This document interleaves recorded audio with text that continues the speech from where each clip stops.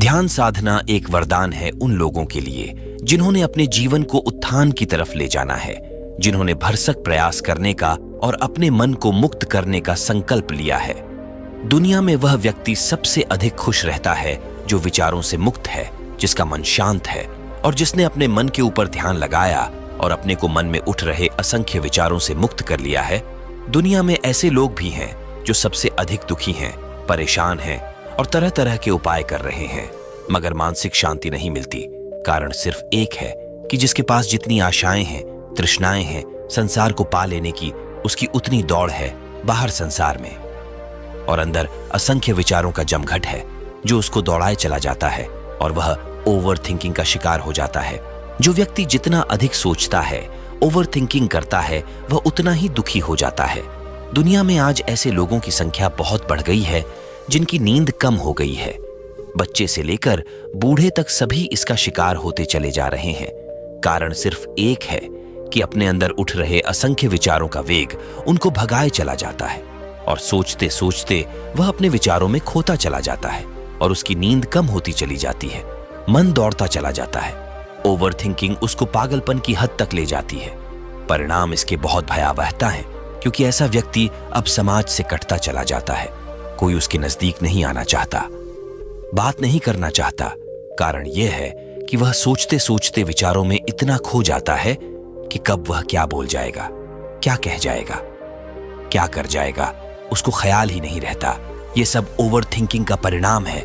जरूरत से ज्यादा सोचना और पूरे दिन उन विचारों को दोहराते रहना और उन पर रिलीव करना ही ओवर थिंकिंग है और एक बहुत बड़ा दुख का कारण बनता है।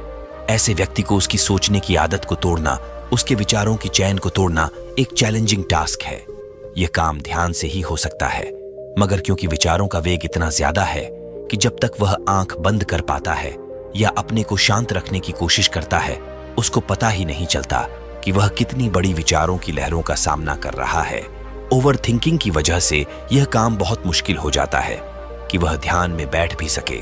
इसलिए हर व्यक्ति की समस्या एक ही है, शिकायत एक ही है कि ध्यान में बैठ नहीं पाते, ध्यान नहीं लगता। कारण यही है कि जिसके पास जितनी अधिक विचारों की श्रृंखला है, ओवर थिंकिंग है, उसके लिए ध्यान उतना ही मुश्किल है। हालांकि एक हद तक तो हर व्यक्ति ही विचारों में उलझा हुआ है, मगर जो व्यक्ति जरूरत से ज्यादा अपने विचारों में उलझ गया है, उसके लिए ध्यान बहुत ही मुश्किल बात हो जाती है। ओवर थिंकिंग एक बहुत भयानक रोग है। इसके परिणाम भयावह हैं, क्योंकि आदमी विचारों में उलझता जाता है और एक स्थिति ऐसी आ जाती है कि वह अपनी सुध बुद्धि ही खो बैठता है। क्या खाना है, कब खाना है, क्या पहनना है, कितना पहनना है, कहाँ बोलना है, कहाँ चुप रहना है, उसे ख्याल ही नहीं रहता।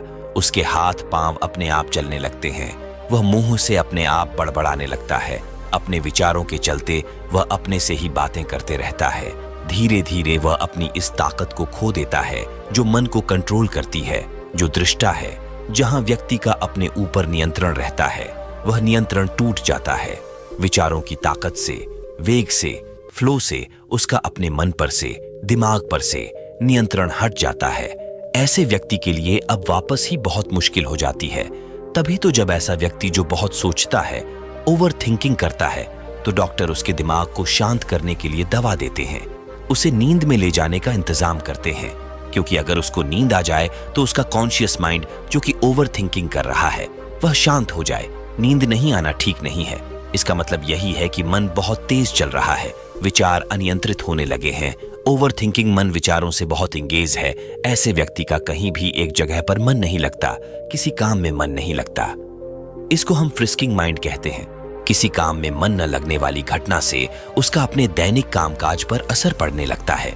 वह पढ़ाई नहीं कर पाता है और नहीं अपना अन्य रोज का काम कर पाता है। उसकी परफॉर्मेंस गिर जाती है। नतीजा, अगर वह स्टूडेंट है तो उसका रिजल्ट ठीक नहीं रहता। अगर वह घर में रहता है तो किसी भी काम को पूरा नहीं करता। अगर वह जॉब करता है तो वहां भी आधा अधूरा काम करता है। इस वजह से ऑफिस से भी उसकी टेंशन बढ़ने लगती है। यानी हर जगह से उसकी लापरवाही और सुस्ती से लोग परेशान होने लगते हैं। वह शॉर्ट टेम्पर्ड हो जाता है। बात बात में गुस्सा करना, कुछ भी बोल देना, व्यवहार ठीक से नहीं करना उसको अकेले रहने पर मजबूर कर देता है। धीरे धीरे वह व्यक्ति समाज से दूर होता चला जाता है। कोई उसका संग साथ नहीं देता और वह डिप्रेशन और अकेलेपन का शिकार हो जाता है। ऐसे व्यक्ति के लिए बहुत जरूरी है कि वह डॉक्टर की सलाह ले और जैसे ही उसको थोड़ा बहुत फायदा हो दवा से, वह अपने को योग से जोड़कर रखे। ऐसे व्यक्तियों के लिए सारे अस्पतालों में योगा केंद्र बनाए गए हैं। वहां जाकर योग करें और जैसे जैसे उसकी रिकवरी होती है तो ध्यान की साधना करें। किसी ऐसे गुरु की तलाश करें जो उसे ध्यान साधना में मदद करे। एकदम से सीधे ऐसे व्यक्ति से ध्यान नहीं होगा, क्योंकि वह व्यक्ति साधारण विचारों की प्रक्रिया से असाधारण विचारों के जमघट में उलझ गया है, ओवर थिंकिंग में चला गया है। उसको ध्यान से पहले बेचैन करना होगा, जिसको कथारसिस कहते हैं, और यह कथारसिस उसके विचारों की चैन को तोड़ेगी। तब धीरे धीरे वह अपनी साधारण अवस्था में आएगा। मगर इसमें एक और खतरा बना ही रहता है कि व्यक्ति कभी भी विचारों के बहाव में चला जाता है। उसे अपने आप को व्यस्त रखना होगा। मुश्किल है, क्योंकि उसका कहीं मन नहीं ठहरता। उसे अपनी मनपसंद क्रिएटिविटी को करना होगा ताकि वह अपने विचारों की चैन को तोड़े। Painting, sports, yoga, meditation, travelling, book reading और कोई हॉबी को अपनी जिंदगी का हिस्सा बनाना होगा। विपासना ध्यान रोज रोज करना होगा। इसीलिए ऊपर की ओवर थिंकिंग पर की गई बातों से यह विचार करना होगा कि हम जिस आधुनिक दौड़ में अपने मन को दौड़ा रहे हैं उसकी स्पीड पर कंट्रोल भी जरूरी है। नहीं तो जो अनावश्यक विचारों को हम ट्रिगर कर रहे हैं इन सोशल मीडिया के माध्यम से, टेक्नोलॉजी के माध्यम से, इसके परिणाम बहुत गंभीर हैं। मजे की बात यह है कि शरीर पर लगा घाव दवा से भर जाएगा, मगर मन पर लगा विचारों का घाव नहीं भरता। ये बहुत दुखदाई है। मन का अनियंत्रित हो जाना बहुत बड़ा आघात है। हमें जरूर विचार करना चाहिए और कमेंट बॉक्स में आप अपना कीमती पल निकालकर अपनी विचार साझा करें। धन्यवाद।